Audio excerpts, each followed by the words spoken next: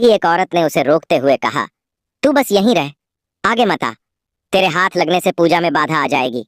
यह सुनकर सरस्वती के कदम वहीं रुक गए। उसका दिल जैसे एक पल के लिए धड़कना भूल गया। उसने कुछ नहीं कहा, बस चुपचाप पीछे हट गई और एक कोने में जाकर बैठ गई।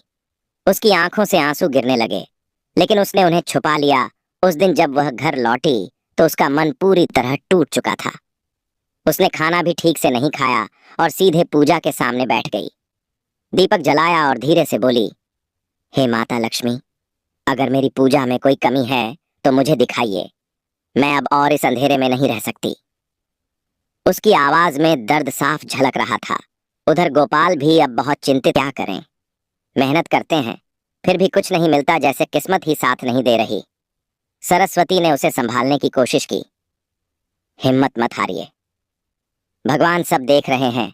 लेकिन इस बार उसके अपने शब्दों में भी पहले जैसा दृढ़ विश्वास, अजीब सा सन्नाटा था, जैसे दोनों के मन में एक ही सवाल घूम रहा हो, आखिर यह सब कब तक चलेगा। अगले दिन भी वही दिनचर्या शुरू हुई। सरस्वती ने पूजा की, लेकिन अब वह हर छोटी छोटी चीज को ध्यान से देखने लगी थी।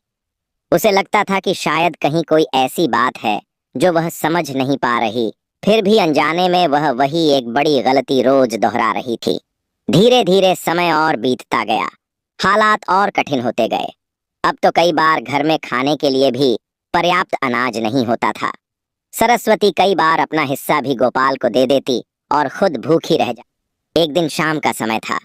सरस्वती अपने आंगन में बैठी थी। उसका चेहरा शांत था, लेकिन आंखों में एक गहरी थकान झलक रही थी।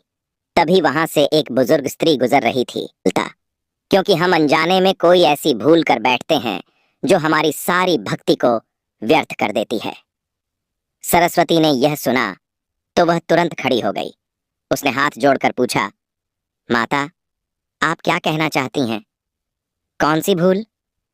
बुजुर्ग स्त्री ने उसकी ओर देखा और हल्की मुस्कान के साथ बोली, समय आने पर सब समझ में आ जाएगा।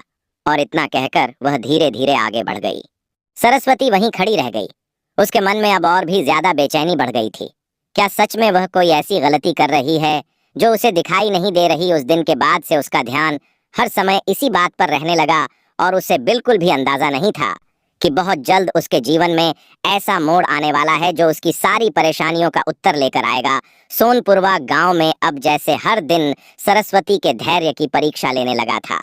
समय धीरे धीरे आगे बढ़ रहा था और देखते ही देखते उसके विवाह को 15 वर्ष पूरे होने को आ गए थे।